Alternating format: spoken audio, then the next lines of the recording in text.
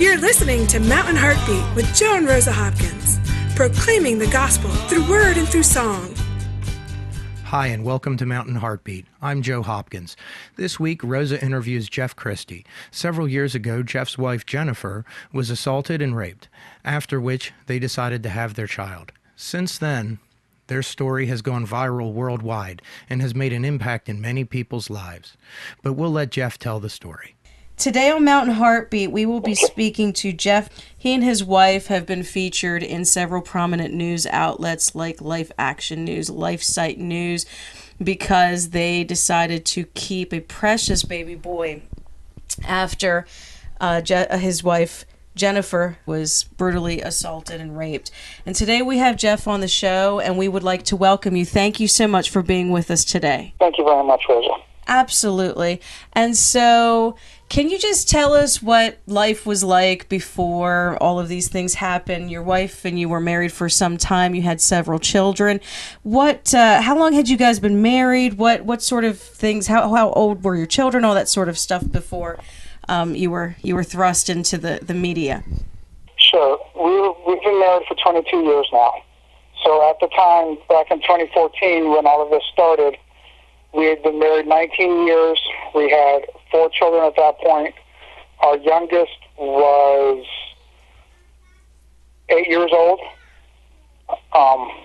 and we were finished. We were done having kids, and we were moving on with our married lives together and our family. And this was just an unexpected item that came up in our lives. So basically, just normal. Yeah, just normal married life. That's correct. Yeah, you'd been married for over 2 decades, happily married.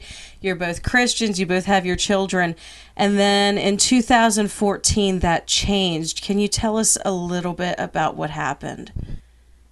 My wife travels a lot for her job by car. She goes a few hours away. And there was one job where it was a regular job. She was going to this town a few times a month, and somebody there found the pattern she was following, knew where she was staying whenever she went, and took advantage of it at one point, and followed her to the hotel, and assaulted her. And she, of course, it was hard to recover from that, and in the middle of us trying to deal with that situation, she went on another job and got very sick, and we assumed it was food poisoning, and that was how we found out that Joshua was coming. Wow. And so at that point, your wife is obviously dealing with all the ramifications of having been assaulted, all the trauma from that, and you think that she's got food poisoning, and it turns out that she's pregnant. Mm-hmm. At that point, what did you think? What decisions, or what helped you make the decision? What was going through your mind when that happened? Okay, well, I mean, it wasn't a hard decision. It wasn't something that we spent a lot of time thinking about what to do or where to go from here. We had been through a lot in the time that we had been married, the 19 years that we had been together. So we were already used to having a lot of things coming our way. This was a situation that we were still trying to get past. The fact that she was pregnant kind of, it's obviously stemming from that, but I did not equate the two from that point forward. We still had the trauma that she was trying to get through, but from that point forward, my wife and I were trying to get through a very traumatic experience at the same time that we were getting ready to have another baby. And so you're saying that it was not a difficult decision. There wasn't any agonizing. Was basically the decision to honor life whenever it's coming into this world something that you had already decided in your life prior to this situation? It was. We were both very strong Christians. We're both very loud and direct about being pro-life. We both have very strong feelings about where life begins and what rights we have as far as messing with that kind of life. And if God puts a life in this world, we really have no place to change that. And as far as Josh is concerned, once he's there, and in our eyes, he's there as soon as she conceives, once he's there, all we have now is to see what God has in plan in store for us. Wow, that's absolutely true. And science confirms that life begins from the moment of conception. And that's absolutely the truth. And so you already had that conviction. You already had that. And so that when this happens, you're not deviating from the course that you already were on, which was a strong pro-life Christian. That's absolutely amazing. Did you encounter any difficulty with people not understanding the decision that you were going to make at that time? We did, from some of the people around us. Most of our friends and most of the sphere that we worked with were within the church, and the group of our friends that we had shared our convictions and completely agreed with what we were doing. There were some professional people that my wife worked with that were not necessarily of the same faith as us, and they questioned, they asked,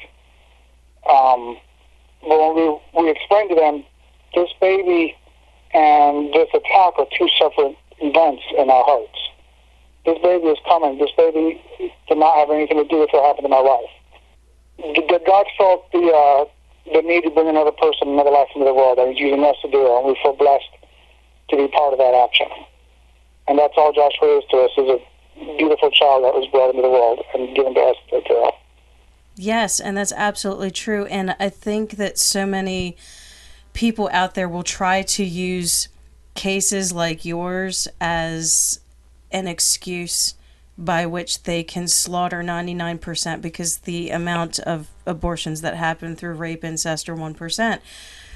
And because most people will agree with them on that position, then it's okay to basically just wholesale slaughter the unborn for really no reason has to be given at all.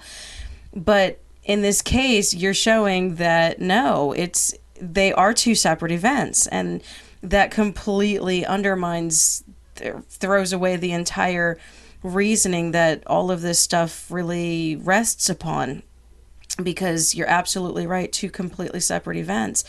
And I think that's why your story's been so powerful, and it's opening people's eyes to that. It's not a theoretical exception. It is something that, it does happen, and it happened to you, but you're showing a different way, and it's just such a beautiful thing that your family has done. And so when she gave birth to this child, you named him Joshua. What has life been like with this baby?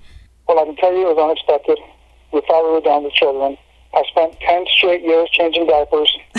By the time Joshua came around, we had no child and baby equipment in the house. It was definitely starting over from a much later period in life, and so it's been different, but it's been exciting. We've always loved children and babies, and this kid in particular is, I can tell you with conviction that he's our favorite. Because right now he's just so fun. He's got a great smile. He's got a great attitude. He's just a beautiful boy. Oh, I'm sure. And I've seen the pictures, and he is beautiful. He has these amazing blue eyes. And so something that I read in the report that I read on the news was that you said that you considered Joshua your baby. Can you tell us about that? Well, we're husband and wife. We've been married for a long time. We are life partners in this path that we're taking, and whatever happens to us as a couple. Mm-hmm. I've had my own side of the attack to deal with, of course, and that's something that's been hard to go through. But, the other side of that coin is that when my wife's pregnant, we're having a baby. Mm-hmm. And that, to me, to us, is exciting. Yeah. Having babies is a fun and exciting event. I don't like the way it started. I would not have picked this situation for us as far as the assault goes. But, Joshua's been nothing but a blessing. Just as exciting in our lives, and just as much of a joy to us as all the other kids that we've had. That is so beautiful. That is your baby, and he's a blessing. And I agree with you. God has blessed you through this. And how has your story affected people? What sort of things have happened since news broke of this baby? Well, we don't share the whole story with a lot of people around us. We ended up moving out of the state to protect our family. And moved to a different state, have a new life that we started. And we've told a few people here, our landlord and his wife, for one, are a very strong Christian couple and are great friends of ours and just truly blessed by the story. The few people at work that I've talked to about it have been really blessed by it. The biggest, it's funny because I don't see it as that much of a incredible, unusual thing. The biggest thing that's amazed me is the negative feedback that we get from people who read the articles, who comment on the stories. It just doesn't make sense to me that there be that much vitriol towards an innocent child. Mm-hmm. Thank you for joining us this week on Mountain Heartbeat. That's all the time we have this week. Next week, Rosa will continue and conclude her interview with Jeff Christie, followed in the coming weeks by interviews with Jeff's wife, Jennifer. Meanwhile, though, if you'd like to hear this or other fine programming, you can find it on soundcloud.com/Rosa Hopkins or on youtube.com/Joe and Rosa Hopkins. You can also find us on joeandrosahopkins.com, or you can find Rosa's blog at gutsychristianity.com. At this time, we'd like to play for you the title song off of our first album. It's called Give Me a Song to Sing, and it's based on Psalm 100, and I certainly hope you enjoy it. Give me a song to sing, and I will sing it to the King. Oh, come, let us sing and worship Him. Give me a song to sing, and I will sing it to the King. Oh, come, let us worship all day long. Enter to His gates, come, O ye with praise, come with songs of thanksgiving. Make a joyful noise, praises to the Lord, serve the King with all gladness. Give me a song to sing, and I will sing it to the King. Oh, come, let us sing and worship Him. Give me a song to sing, and I will sing it to the King. Oh, come, let us worship all day long. Come into His gates, all whom God has made, He and not we ourselves. We are not our own, we to Him belong, we the sheep of His pasture. Give me a song to sing, and I will sing it to the King. Oh, come, let us sing and worship Him. Give me a song to sing, and I will sing it to the King. Oh, come, let us worship all day long.